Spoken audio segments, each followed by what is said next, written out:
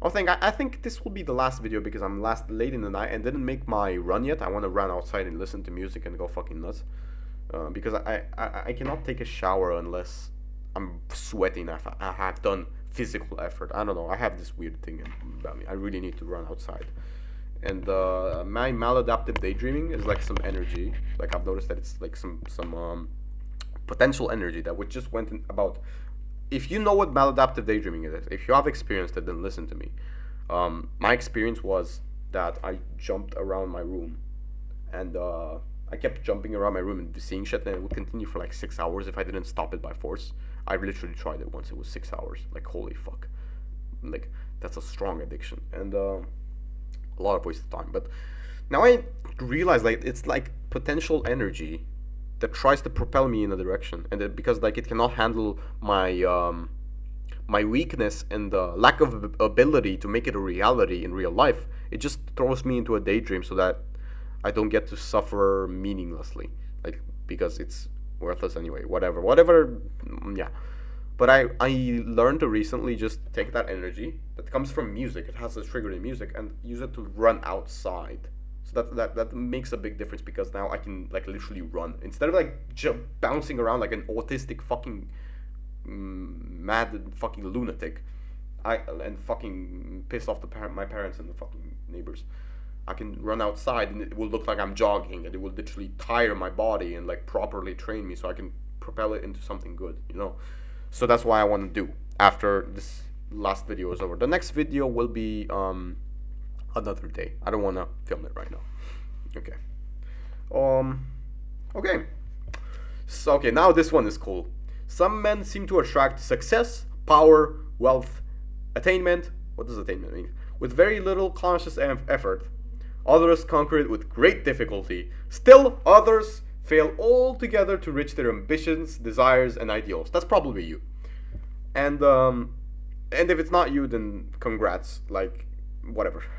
Um, why is this so? Why should some men realize their ambitions easily, others with difficulty, still others not at all? And now here it says the next thing it says is very very like smooth, very very like to the point and very clear, like precise logic. The cause cannot be physical, else most perfect men physically would be the most successful. The difference, therefore, must be mental, must be in the mind. Hence, the mind must be the creative force, must constitute the sole difference between men. It is mind, therefore, which overcomes environment and every other obstacle in the path of men. So, like, the logic is clear as fucking day. Like, why do some people achieve their dreams and ambitions easily? Why is it difficult for other people? And why do others just fail completely, which is probably the majority? Like, why is this the case? And the explanation in this book, the cause cannot be physical. So it cannot be in the body, in something that you can see with your naked eye. But else, like the most capable people physically, like you could notice something physical about them, and it would be clearly clear that those that are like that succeed easily, and those that don't, my bad, sorry, don't succeed. And it says then the cause is mental, because what is it about a person that we don't see? Okay, by physical it also means their organs and stuff. You cannot see a person's organs and stuff, but science can see them. This book calls itself scientific. I don't care whether it's scientific or not, because I think something to be true, it doesn't have to follow the scientific method. Like the scientific method is just like it's just a framework that forms facts and knowledge and logic, but facts and logic don't have to come. It's just a label, you know. There's nothing magical about. There's nothing like special about science. A fact can be non-scientific and be very well true. Like, why not? Why wouldn't it? You know. So like people, I find that a lot of people, mostly in this era, like are very easily like controlled by science. This sort of science thingy, but like science was meant to like make people go forward and tool to make humanity better and for us to evolve and for us to create dope stuff, to create things that are amazing, you know. And people can't use it to manipulate others. So just like people take in religion, because everyone hates religion nowadays for some reason, so I'm going to use it as an easy example. It's not for some reason, I kind of get it.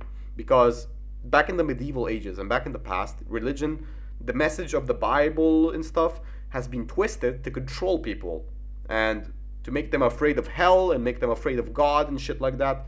They would be manipulated and they would be fed like twisted messages to control them, to control the population. So that is why people fucking hate religion. I think most people hate religion for this reason, because they don't want to be controlled, right?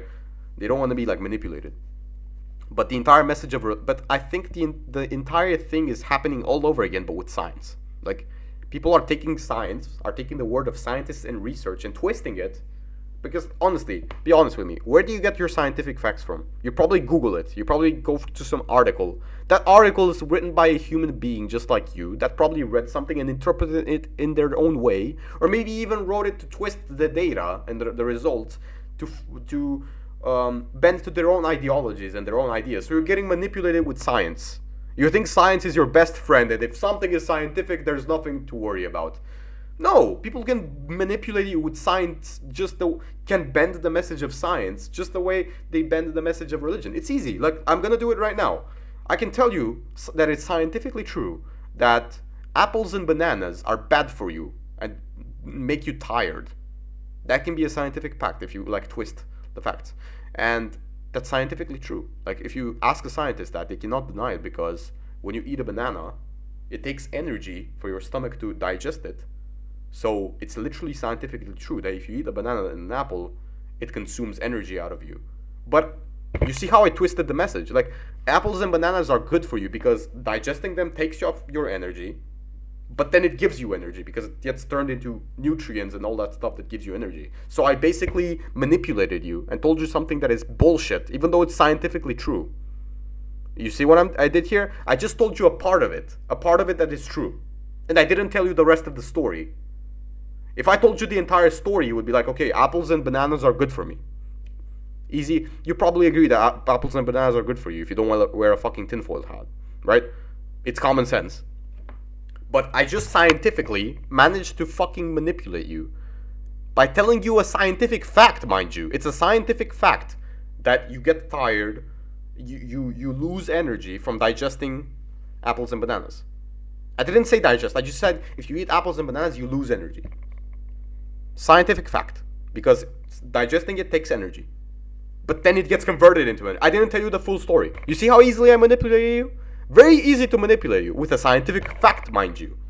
Right? All I did was I didn't mention the full story. I just mentioned a part of it and made it sound like apples and bananas are bad for you.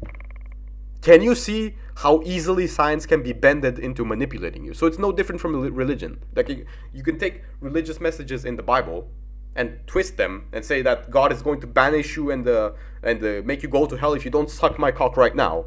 Basically, like, to rule you and manipulate you, right? And you're gonna be, oh no, God is gonna kill me if I don't obey the government and I don't question anything. Yeah, you know.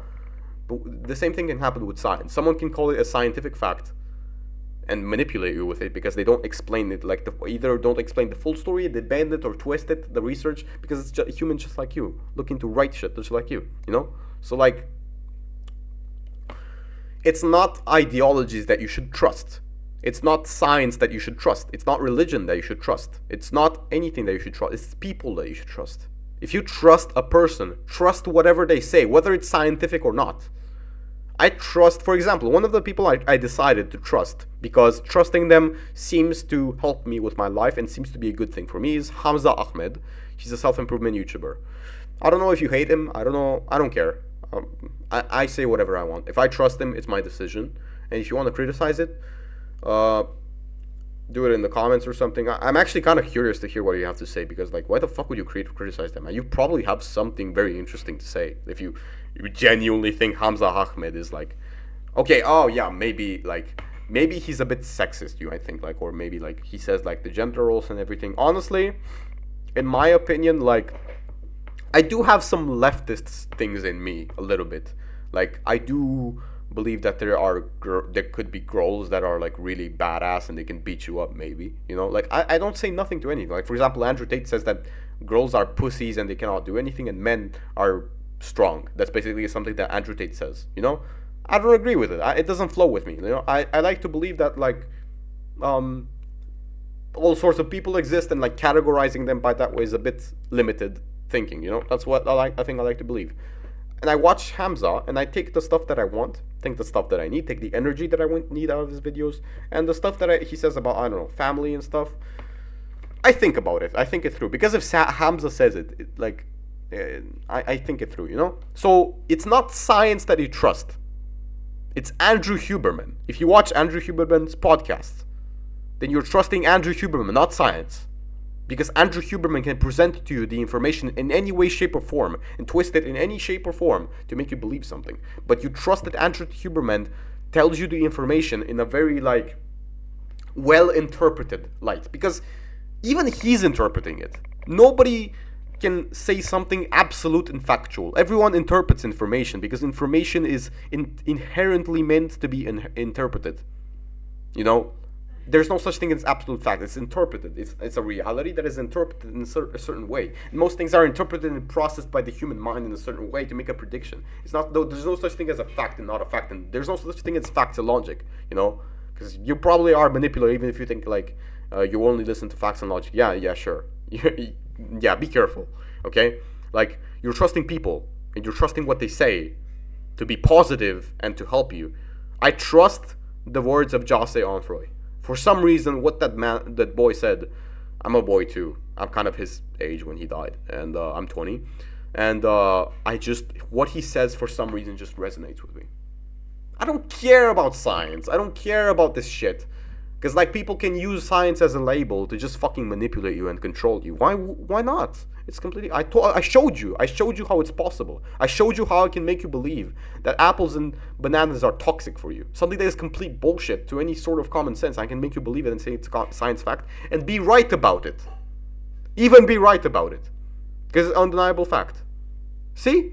It's people that you trust. Trust people. Trust people that resonate with you. Trust people that resonate with your energy. Trust people that when you hear them, you feel something that is right. You feel something that is true. That's your only hope of seeing the light, in my opinion. For me, Hamza Ahmed is one of these people. Like, the stuff that he says is really thought-provoking to me, and sometimes. For example, the stuff about family. Like, I'm not a guy that wants to make a family. I don't think about it. I want to be free and young and stuff, but the stuff that he says about religion and family and stuff like that, and is a bit thought-provoking for me because it comes from Hamza Ahmed. If anyone else said it, I wouldn't take it seriously. But I trust that man. I don't trust science. I don't trust religion. I just trust certain people that I trust. And that's what you should do too, in my opinion. Because, you'd be like, don't tell me what to do. If I want to trust religion, I trust it. Calm down. It's just advice. Like, it's like, what is this? Oh, the video is about to be over. Alright. Well, this was it for today. I'm going to continue tomorrow or maybe someday after tomorrow or maybe, I don't know. But I'm just going to upload these videos right now and nobody's going to see them. Maybe my friends after a couple weeks, maybe when I make it public. But I think if you are watching this, you're probably from the far future. Maybe a couple of years from now. But, I'm going to continue after a couple of days. And I think this has brought you a lot of value because I know some stuff that you probably... Oh my god. I love it. Anyway, I'll continue. Bye. This was Popescu Paul.